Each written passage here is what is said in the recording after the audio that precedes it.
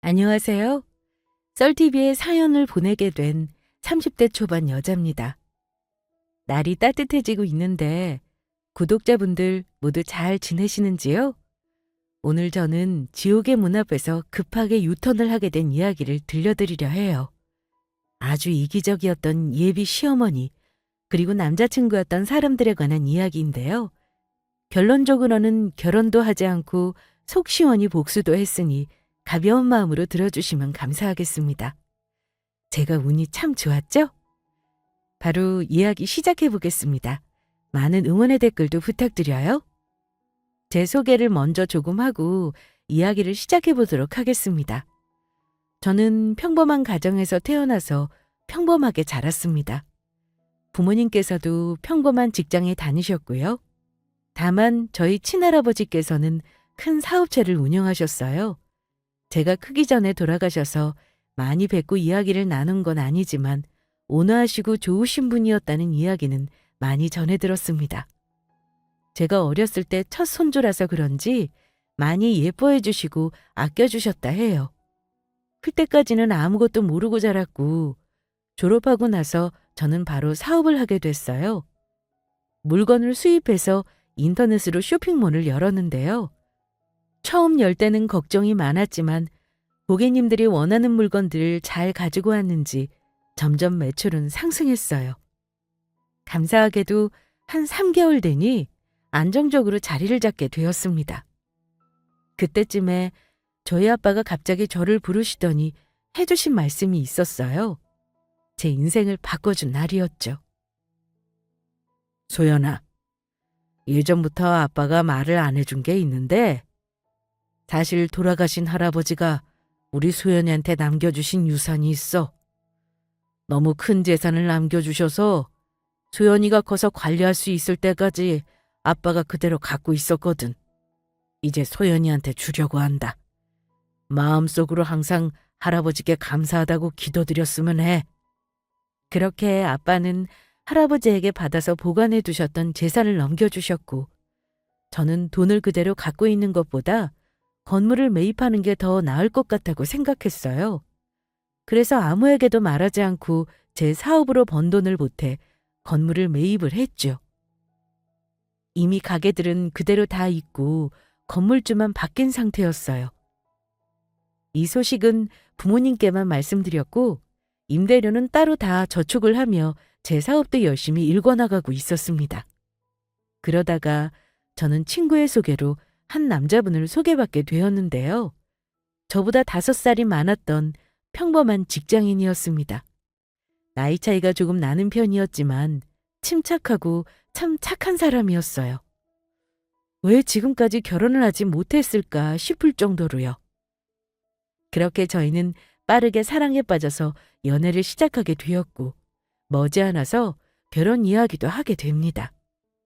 제 눈에는 참 완벽했던 사람인지라 하루는 남자친구에게 왜 결혼을 아직까지 하지 않았는지 물어보니 남자친구는 뭔가 의미심장한 대답을 하더라고요. 지금 생각하면 왜인지 너무 와닿지만 말이에요. 내가 결혼 못한 거? 글쎄, 아마 우리 엄마 때문 아닐까? 우리 엄마 조금 까탈스럽거든. 사실 까탈스럽기보다는 나를 너무 아껴서?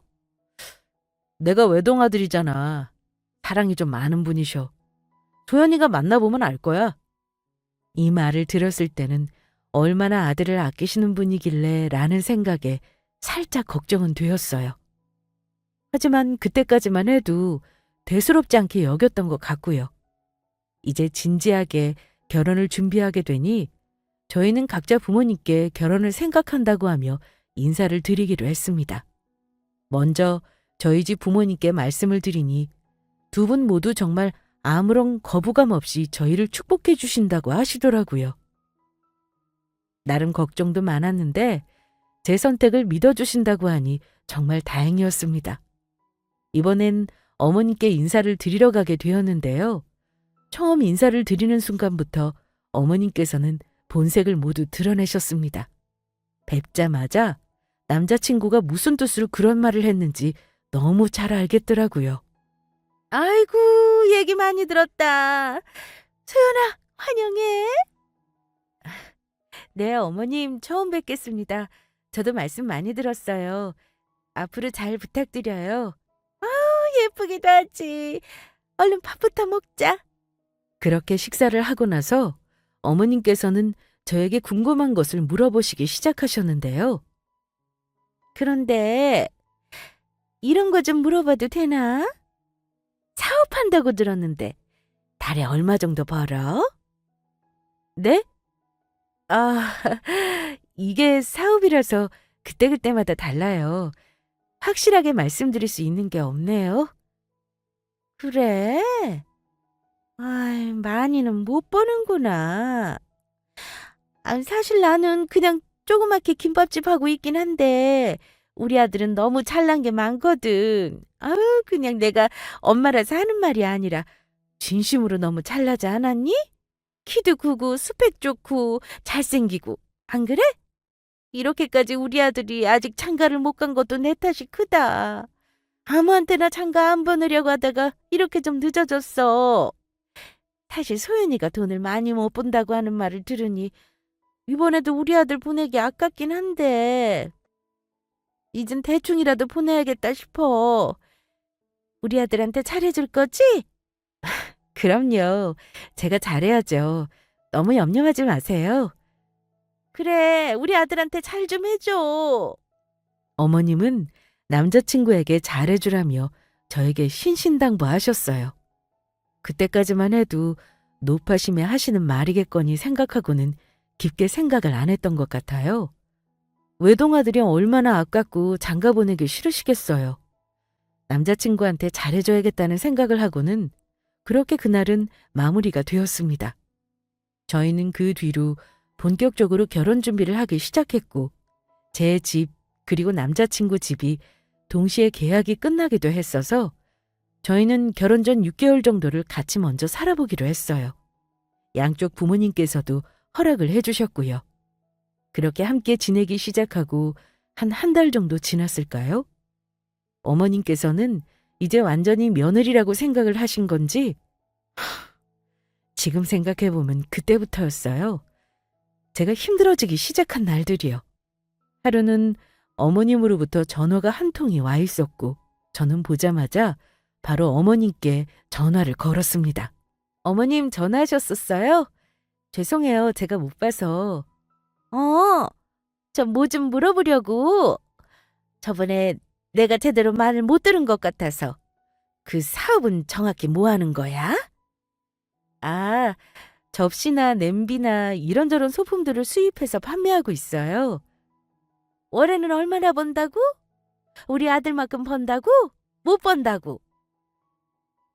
뭐 그냥 말 못하는 거 보니 정말 우리 아들보다 못 버는구나. 소연아, 잘 들어라. 가정에 보탬이 되도록 쉬지 말고 일해야 해. 우리 아들만 혼자 일하면 힘들 거 아니냐. 여자는 결혼하고 애를 낳고 나서도 일을 계속해야 해. 애 보는 게 뭐가 그렇게 힘들다고? 나도 돈 벌면서 우리 아들 키웠어. 그러니까 같이 돈 벌라고. 그 사업 어쩌고 하는 건 그만두던지 어떻게 하든지. 이때쯤부터 돈을 모아야 나중에도 잘 모을 수 있다. 알겠지? 네, 어머님. 노력해보고 생각해볼게요. 그래, 오늘도 우리 아들한테 잘해주고. 어머님은 갑자기 전화를 주시더니 월급을 물어보시더라고요.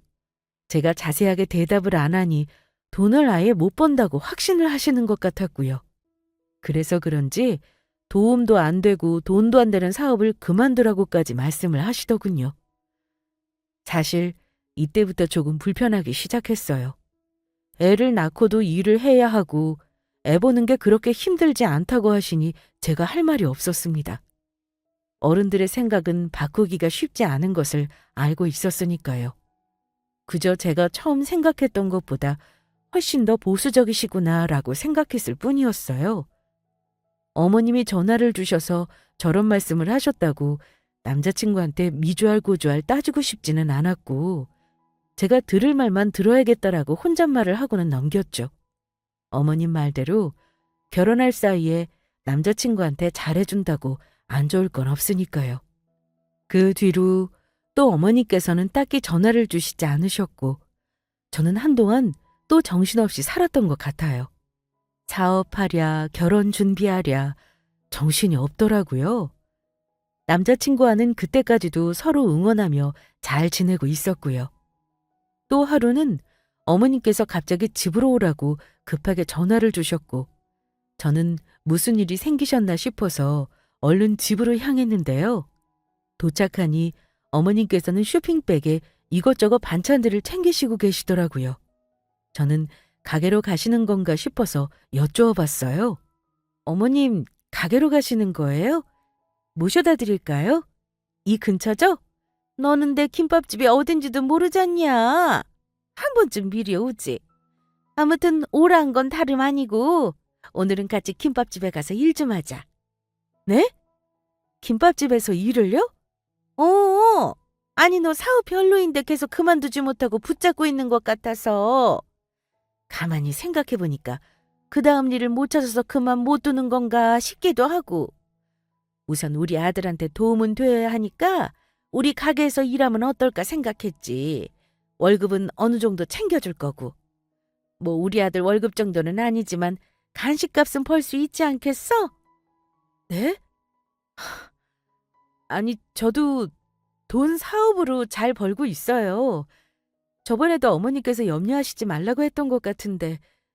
그리고 저 지금 제 직업도 있는데 그거 다 무시하고 갑자기 김밥집에서 일을 하라니요. 그런 생각이 있으시다고 오늘같이 김밥집 가서 당장 일을 할 거라고 미리 말씀해 주신 것도 아니고 너무 당황스러워요, 어머님. 아니, 이게 뭐가 그렇게 당황스럽냐? 다 너 생각해서 말한 건데. 넌 참 이기적이다. 그러면 그 얼마 안 되는 돈 가지고 우리 아들하고 결혼하겠다, 이거야? 너 일 시키려고 우리 가게에서 일하던 애까지 잘랐어. 가서 일해. 알겠지? 아, 오늘 수요일이네. 월요일부터 일한 걸로 월급은 쳐주마. 아니요, 괜찮습니다. 어차피 오늘 저 가서 못 도와드려요. 오늘 집으로 샘플 다 오는 날이라서요. 그거 다 열어보고 사진 찍어야 해요. 죄송합니다. 그 말씀 하시려고 한 거면 저 지금 집으로 가야 할 것 같아요. 너 사업 잘 되는 것도 아니잖아. 오늘 당장 우리 김밥집으로 가. 내가 지금 무리한 이야기를 하는 게 아니고 합리적인 제안을 하는 거다. 머리 좋은 여자애 같았으면 옳다구나 하고 감사합니다 했을 텐데 왜 고집을 부려? 죄송합니다. 김밥집에서 일은 못할 것 같아요. 그렇게 불만이시라면 지금 사업을 더 키워볼게요. 저는 그렇게 말씀드리고 바로 집 밖으로 뛰쳐나왔습니다. 차 안에 앉아서 얼마나 화를 가라앉혔는지 몰라요. 아무리 제가 월급을 말씀드리지 않았어도 그렇지 제 직업을 무시하시면서 하루아침에 그만두라고 하는 게 말이 되나요? 사실 제가 말씀을 안 드려서 그렇지 남자친구보다 제가 한 3배는 넘게 벌고 있었거든요. 굳이 말을 하기 싫어서 안 했다만 이렇게까지 하시다니. 지금 그 상황을 다시 생각해도 정말 황당하네요.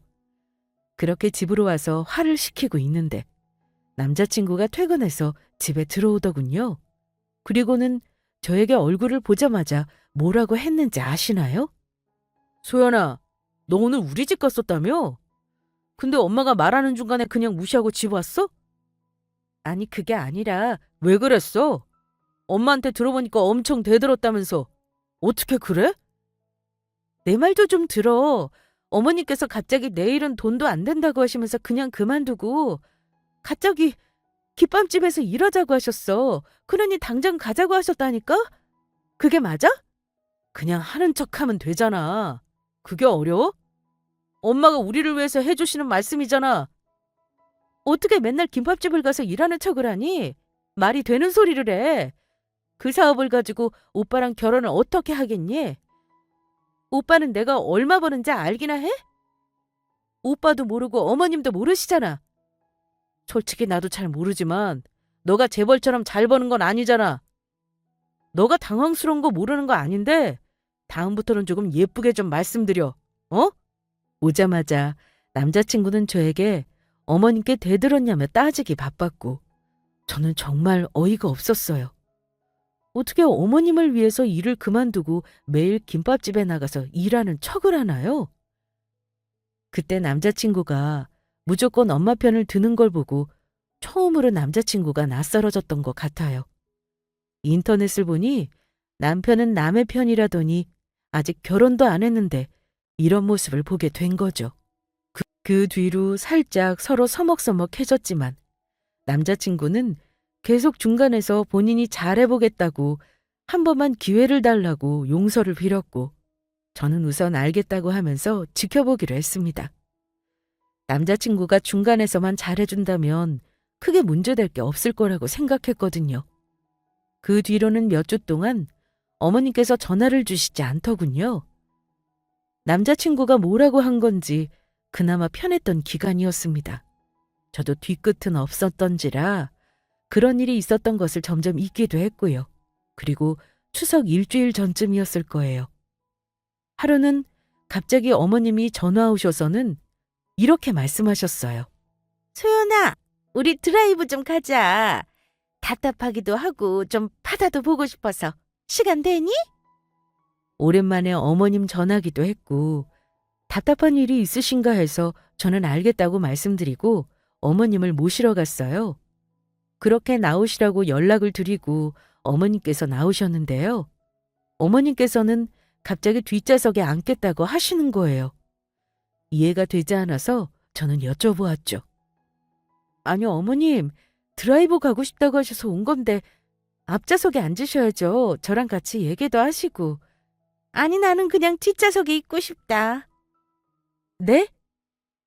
같이 커피도 마시면 앞좌석에 놔두기도 좋고 바다 보시고 싶으셨던 거 아니에요? 그럼 앞좌석이 탁 트이게 잘 보일 텐데 운전석 바로 뒤에 뒷좌석에 앉으신다는 거예요? 그러면 저도 어머님이 아예 안 보이는데.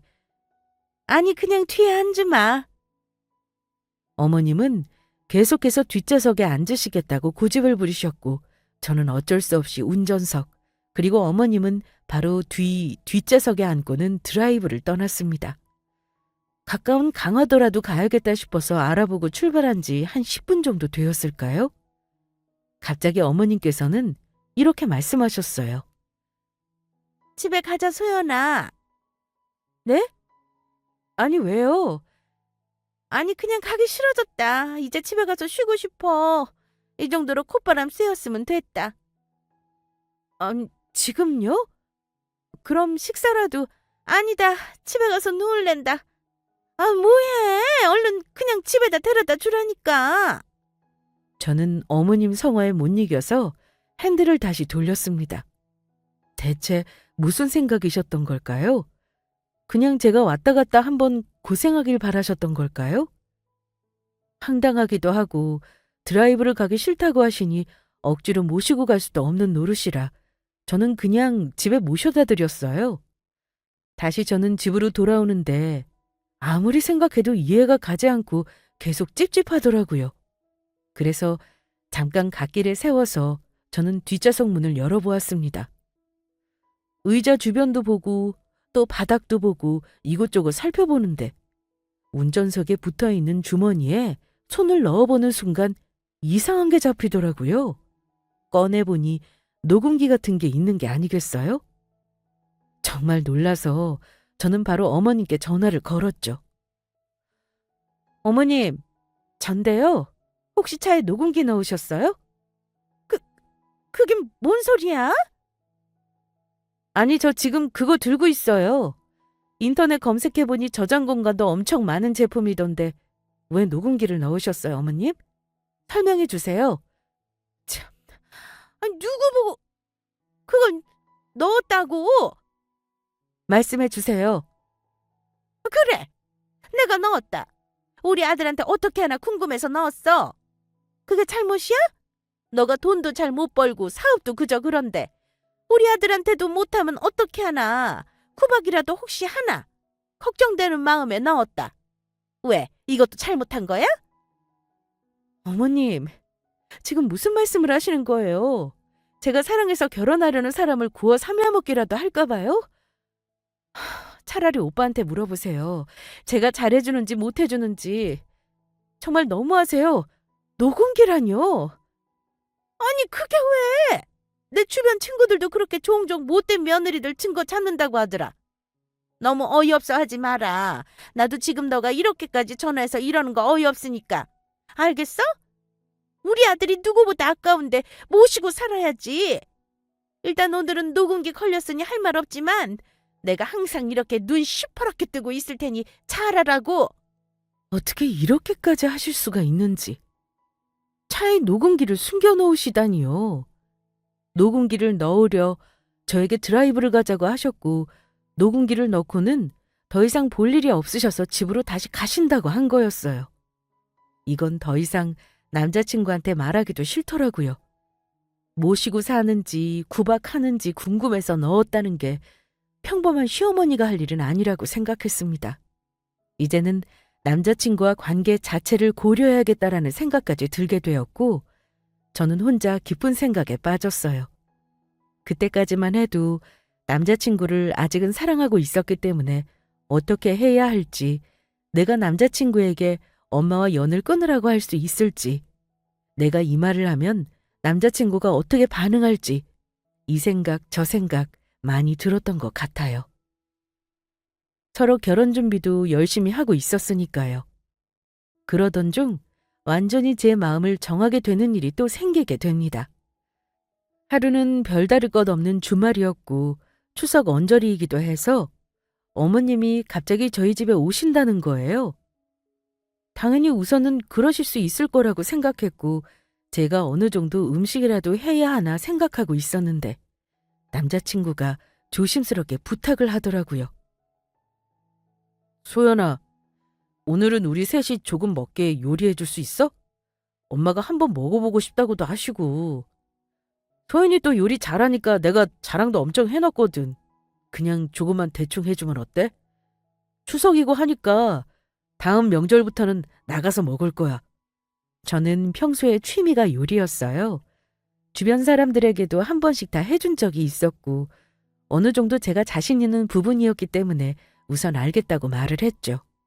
그렇게 어머님이 오셨고 남자친구는 요리해주는 제가 예뻐 보였는지 싱글벙글 웃기 바쁘더군요. 남자친구가 옆에서 도와주니 1시간 정도 걸려 요리를 완성했고 제가 봐도 참 잘 만들었던 것 같아요. 맛도 좋았고요. 남자친구는 제가 최고라고 하기 바빴죠. 그렇게 어머님을 식탁으로 모시고 왔고 한술을 뜨시고는 이렇게 말씀하시더군요. 아우! 왜 이렇게 짜? 네? 짜시다고요? 짜실까봐 좀 많이 싱겁게 했는데 간을 거의 안 했어요. 그래? 엄청 짜네. 이건 또 뭐야? 처음 보는 음식인데. 응. 아유, 아니 왜 이렇게 달아? 아유, 엄마 왜 그래요? 맛만 있구만. 소연이 거의 요리사예요, 요리사. 요리사는 무슨? 아유, 아유 먹지를 못하겠구만. 아니 돈을 못 벌면 요리라도 잘하던지. 집안일도 못하면 어떻게 하자는 거냐? 이걸 요리라고. 이런 거 우리 김밥집에서 팔면 완전히 환불이야, 환불. 갖다 버려라. 치킨이나 시켜 먹지. 어머님, 음식이 맛없으시면 맛없으신 거지. 왜 자꾸 제 돈 얘기를 하세요? 저 정말 듣기 불편해요. 이건 맛없으면 드시지 마세요. 어머님 밥 치울게요. 치킨 시키고 싶으시면 시키시고요. 저는 이거 먹겠습니다. 그렇게 저는 어머님 밥을 아예 설거지통에 부어버렸어요. 드시고 싶지 않으시다니 그냥 치워드렸죠. 그랬더니 어머니께서는 버릇이 없다면서 노발대발 난리가 나셨더군요. 이거 하는 것 좀 봐. 너 이러는데 쟤랑 결혼하고 싶어? 어? 너가 뭐가 부족해서? 소연아, 왜 그래? 왜 그렇게 화를 내? 엄마한테 그러면 안 되지.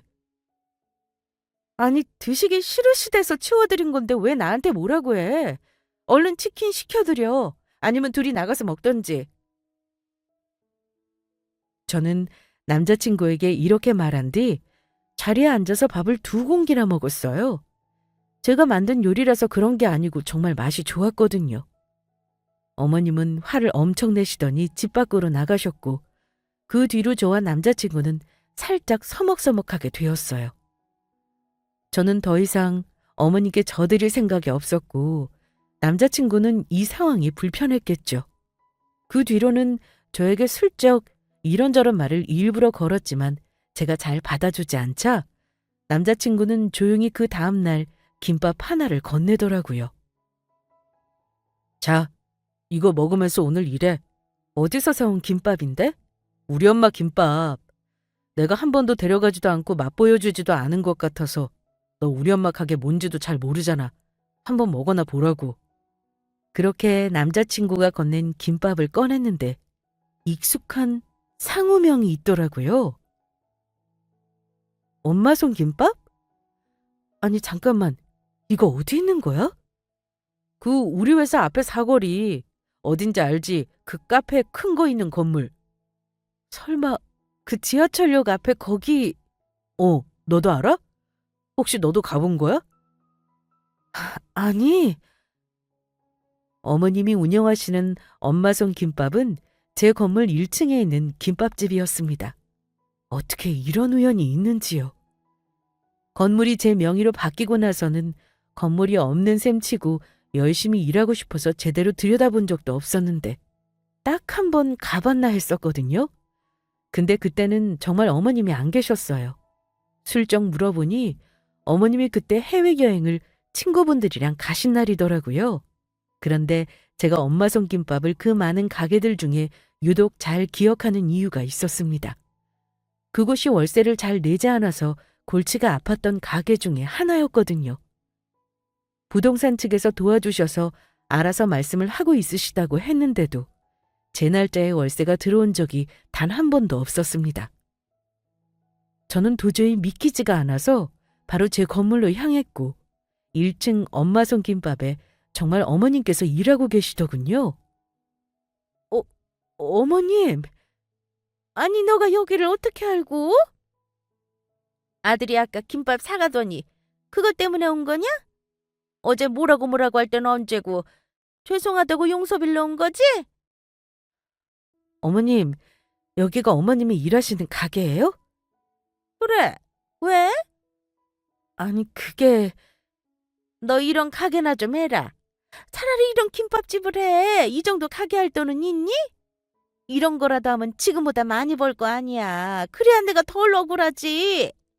그 소리를 듣자마자 놀라움은 사라지고 더 이상 안 되겠다는 생각이 들기 시작했습니다.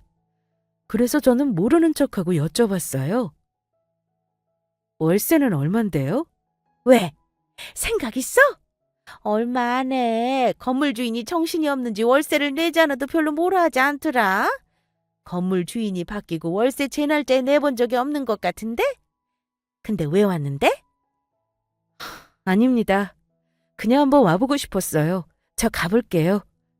참 싱겁기는. 저는 나와서 한참을 멍하니 서 있었어요. 월세를 주지 않아서 화가 나기 직전이었던 가게가 바로 어머님 가게였다니 참 딱 어머님이 하실 만한 행동 같아서 웃음이 나왔습니다. 그렇게 천천히 집으로 향하는데 저는 그날 제 인생에서 제일 받아들이기 힘든 소식을 듣게 됩니다.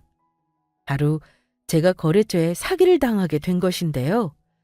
얼마 전 거래처에서는 저와 함께 새로 브랜드를 내보자고 제안했고 저는 거의 재산의 반 이상을 투자를 하게 되었어요.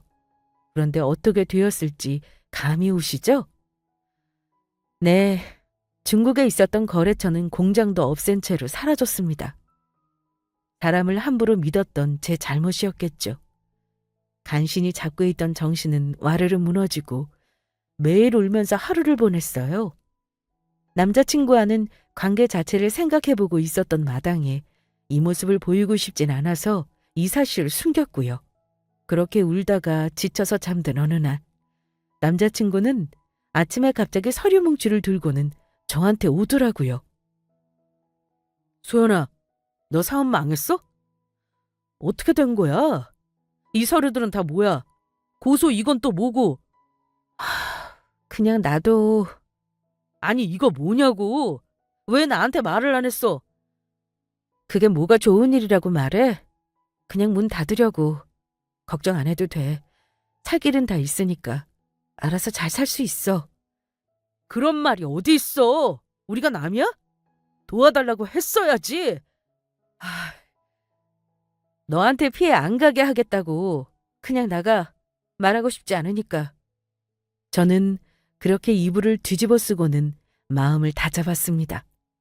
우선 당장은 건물로 어떻게 버틸 수는 있었지만 얼른 다시 힘을 내서 방법을 찾아봐야 했어요. 그날 저녁 남자친구에게 설명을 해야겠다고 생각하고 있었는데 갑자기 어머님이랑 집을 들어오는 게 아니겠어요? 얘 소연아, 너 제대로 말해봐. 너 사업 망했어? 네? 아니, 완전히 그만두는 건 아니고요. 내가 뭐라고 했어? 그거 지지분이란 거 그냥 그만두고 김밥집이나 좀 하라고 했잖아. 저도 이렇게 될 줄 몰랐고 변호사 상담도 받고 다니는데 받을 수도 있다고 하더라고요. 조금 더 수사 진행되고 진전이 있으면 말씀드릴게요. 그 사기꾼들을 잡는 게 쉬워? 아유, 어쩐지 처음부터 우리 아들이랑 결혼시키기 싫더라니. 파운해. 파운이요? 그래, 뭘 놀라는 척을 해. 사업이 망가질 거면 너가 책임져야지. 어떻게 우리 아들까지 그 구렁텅이에 빠뜨릴 생각을 하니? 너가 알아서 파혼을 한다고 말해야 하는 거 아니야? 내가 기도를 얼마나 열심히 했는지 조상님이 도왔네. 내 아들 인생 망칠 뻔했어. 진짜 너무하시네요. 구렁텅이요? 제가 누구 인생을 망쳐요? 가뜩이나 힘든데 왜 옆에서 더 힘들게 하세요? 그리고 지금 누가 누구 인생을 망친 건지 두고 보자고요. 파혼? 네, 알겠습니다.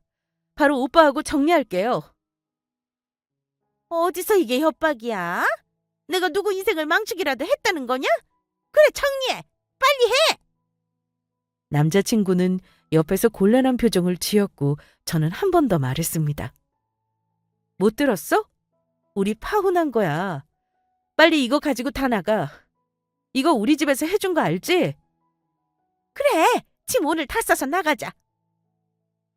알겠어요. 근데 이거 짐 오늘 다 못 써요. 오늘 하루만 여기서 자고 내일 짐 싸서 갈게요. 그럼 됐죠? 미안하다. 소연아, 너 힘들 때 옆에 있어주지도 못하고. 그렇게 저희는 파혼을 하게 되었습니다. 파혼을 고민했던 날들이 무색하게 하루아침에 이렇게 파혼을 하게 된 건데요. 한참 생각하던 저는 이 상황이 너무 억울해서 복수를 하기로 결심합니다. 그리고 그날 밤 부동산 쪽에 김밥집에 직접 가서 이야기를 나누겠다고 문자를 보내놓고는 이미 친하게 지내던 변호사 사무소에도 상담을 했어요. 월세 미지급하는 가게에 관련해서 말이에요. 변호사님께서는 함께 김밥집에서 이야기를 나누겠다고 해주었고 저는 새벽까지 모든 준비를 완벽하게 했죠. 그리고 대망의 그 다음 날 남자친구는 이렇게 말하더라고요. 나 우선 짐은 나갔다 와서 쌀게. 엄마 김밥집으로 건물주가 온대. 월세 안 내서 그것 때문에 오나 본데 가서 엄마 옆에서 이야기도 듣고 편도 들어주고 해야 해서 미안하다. 갔다 와서 얼른 정리할게. 남자친구는 이때까지만 해도 제가 건물주일 줄은 꿈에도 몰랐겠죠. 그렇게 약속 시간이 다 와가고 저는 마음을 가다듬고 변호사분과 함께 김밥집으로 향했습니다. 들어가니 어머님과 남편은 변호사분께 인사를 하더라고요. 그분이 건물주인 줄 알았나 봐요. 어머, 안녕하세요. 주인이 바뀌고는 처음 뵙네요. 소연아, 너는 어쩐 일이야? 우리한테 뭐 할 말이라도 남은 거야? 얼른 가라. 되돌릴 생각 없으니. 그러자 변호사님은 눈을 동그랗게 뜨더니 말씀하셨어요. 무슨 소리세요? 건물주분한테. 건물 주인은 제가 아니라 이쪽 소연 씨인데요. 어머님과 남자친구는 이 말을 듣자 눈이 커지면서 입을 떡 벌리고는 서 있었습니다. 뭐해? 못 들었어? 어머님, 못 들으셨어요? 오늘 제가 오겠다고 한 거예요. 제가 이 건물 주인입니다. 앉으세요. 아니, 건물주라고? 소연이 너가? 너 그냥 사업하는 애였잖아. 근데 무슨 건물을... 제가 이 건물이 어째서 제 거인지도 말씀을 드려야 하나요? 앉으시라고요. 오늘은 당신 월세 때문에 왔으니까. 아니, 어? 정말이야? 이게 다 정말이에요? 소연이가 건물주라고요? 왜요? 여태까지 했던 말들이 막 지나가고 그러시진 않으세요? 막 후회가 되고 그러시나? 어머님, 저 돈 없지 않아요. 사업 지금 사기당해서 미끄러졌어도 이 건물 임대료도 살 수 있어요. 그리고 요새 때가 때인지라 사업 매출도 좋고 무슨 구멍가게인 줄 아셨나 봐요? 브랜드 수입해서 판매하는 쇼핑몰이에요. 당신 아들 달에 250만 원 벌었나? 그쵸? 저는 잘 벌 때는 그것보다 3배는 더 법니다. 이제 상황 파악이 좀 되세요? 아니 나는 그게 아니라 그냥 아들이 염려해서 했던 말인데. 염려되고 걱정되어서 한 말 치고는 좀 너무 공격적이지 않았어요? 저한테 돈을 못 버는데 어떻게 결혼하냐고 하셨잖아요. 그리고 또 뭐라 하셨더라? 아, 갑자기 부르더니 제 사업 그만두고 김밥집에서나 일하라고 하고. 참나 내가 어이가 없어서. 아들 돈 쓰면서 놀고 먹지 말라고. 그 돈을 어디 갖다 붙여야 아줌마? 저 딱 일주일만 주시면 그 돈 벌 수 있어요. 제가 그랬죠? 누가 누구 인생 망치는 거 두고 보자고. 당신 아들 저랑 행복하게 결혼해서 임대료 먹으면서 잘 살 수 있었는데 아쉽네요. 다른 좋은 여자 잘 찾아보시면 되겠네. 아니, 우리 아들한테 소연이가 딱이지. 어딜 가서 소연이 같은 여자를 만나겠니? 그냥 이 엄마가 아들 걱정이 좀 과했다 치자. 원래 엄마들은 외동아들 그렇게 아끼고 그래. 그냥 이 아줌마가 주책이었다. 이렇게 생각 좀 해주면 안 될까? 내가 지금 너무 놀라기도 해서 말이 잘 안 나오는데. 우선 미안하다. 내가 너무 아무것도 모르고 너희 사이에 껴들어서 파혼하라 마라. 이건 아니었는데, 그치? 미안해. 됐어요. 아끼는 수준이 아니어서 하는 말이에요. 아줌마, 그렇게 하면 어떤 여자가 시집 오겠어요? 볼 때마다 아들 모시면서 살라는 말만 계속하고. 저번에는 녹음기도 나왔잖아요? 기억나세요? 다 참 어이가 없어서. 그게 말이나 되는 소리예요? 또 추석이라고 요리를 해드렸더니만 맛없다고 치킨 시키라고. 며느리 기강 잡으시려는 거예요? 기죽이시려고 일부러 그러신 거죠? 네. 저 당한 거 생각하면 우라통이 터져서 정말. 그렇게 사시지 마세요. 벌 받아요. 그리고 누구 보고 조상이 도왔네만 해. 조상이 도운 건 저예요. 아시겠어요? 그러자 옆에서 남자친구가 한참 눈치를 보다가 입을 열더군요. 소연아, 우리 엄마가 좀 심했지? 미안해. 원래 엄마가 저렇게 일을 잘 망쳐. 우리 사실 파혼하는 거 말이 안 되지 않아? 우리가 크게 싸우고 서로 싫어서 파혼한 것도 아니고 그냥 엄마가 저렇게 나와서 파혼하는 척한 거 아니었어? 에이, 내가 잘못했으니까 그러지 마. 우리 얼른 화해하고 맛있는 거 먹으러 가자. 우리 엄마도 이제 안 그러겠대. 우리 소연이 엄청 착한데 오늘은 왜 이렇게 화를 내나 몰라. 내가 일부러 침 안 싼 거 보면 모르겠어? 난 우리 사이가 아직 안 끝났다고 생각했단 말이야. 넌 아직도 상황 파악이 안 되니? 난 그전부터 너랑 헤어질 생각하고 있었어. 너 죽어도 엄마 편 들었잖아. 그냥 조용히 김밥집 가서 일하는 척이라도 하면 안 되냐고 했잖아. 엄마한테 너무한 거 아니냐고? 너무한 건 너희 엄마야, 내가 아니고. 이건 살살 달래서 화해하고 그럴 만한 상황이 아니라고. 짐 당장 싸서 나가. 아니면 내가 사람 불러서 싸서 내놓을 테니까. 참 꼴 좋다. 내가 건물주라고 하니까 어때? 할 말이 없지? 그리고 무슨 짐을 일부러 안 싸. 너 오늘 건물주 온다고 하니까 부랴부랴 온 거잖아. 갔다 와서 짐 다시 쌀 거라며? 왜 한 입 갖고 두 말을 해? 그렇게 저는 의자에 앉아서 말했습니다. 여기 앉으세요. 월세 얘기해야 하니까. 아니 지금 월세가 얼마나 밀렸는지 아세요? 거의 6개월이 밀렸어요. 건물주가 정신없는 것 같다고 하면서 제때 월세를 내지 않는 게 말이나 되냐고요. 제 변호사랑 얘기하시면 되고요. 이 건물에서 나가주셔야겠습니다. 부동산 측에서도 경고 몇 차례 하신 걸로 알고요. 이렇게 될 거 이미 다 알고 계셨잖아요. 정리하실 시간 딱 일주일 드리겠습니다. 날짜도 딱 맞네요. 그러자 어머님은 심각성을 깨달았는지 눈물을 흘리면서 저에게 말을 했습니다. 아이고 소연아, 안 된다 안 돼. 우리가 이걸로 겨우 먹고 사는데 제발 부탁하마. 무슨 일이 있어도 월세는 꼬박꼬박 갚아나갈 테니 쫓아내지만 말아주면 안 되겠니? 내가 잘못했다. 옆에 있던 남자친구는 아무 말도 안 하다가 갑자기 어머님 가슴을 치면서 말했어요. 엄마 때문이에요. 제 인생 망한 거 엄마 때문이라고요. 제가 그냥 결혼한다고 했을 때 축하해주면 안 되는 거였어요? 꼭 이렇게 만들었어야 속이 시원해요. 아이씨, 이제 어떡해요. 제가 뭐가 잘났다고 그렇게까지 하셨냐고요. 두 분 일은 두 분이 알아서 하시고 저는 말 전했으니 나가볼게요. 짐도 다 알아서 내놓을 테니 가져가고 이 가게도 빼는 거야? 저는 그렇게 가게를 뒤로 하고 나와서 변호사님과 얼마나 웃었는지 모르겠어요. 여태까지 제가 당했던 일들이 파노라마처럼 지나가면서 진짜 속이 다 풀리는 것 같았죠.